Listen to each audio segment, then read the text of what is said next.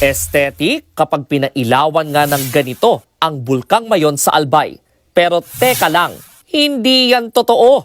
Gawang AI yan o Artificial Intelligence. Kumalat ito online dahil merong Mayon Volcano Heritage Aesthetic Lighting Project na gagastusan daw ng 750 million pesos. Dahil dyan, inula ng batikos ang proyekto. Kabilang na riyan ang Diocese of Legazpi.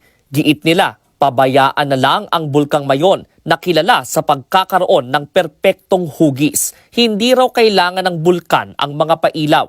Makaaapekto lang din daw ito sa kalikasan at posibleng makasama sa wildlife doon.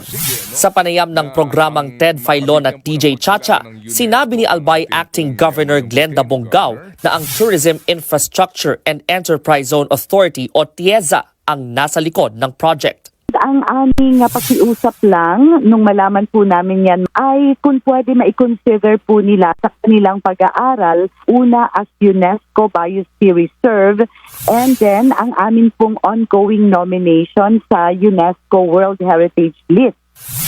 Sinusubukan pa naming kunin ang panig ng TIEZA pero ayon kay Governor Bongao, kanselado na ang proyekto.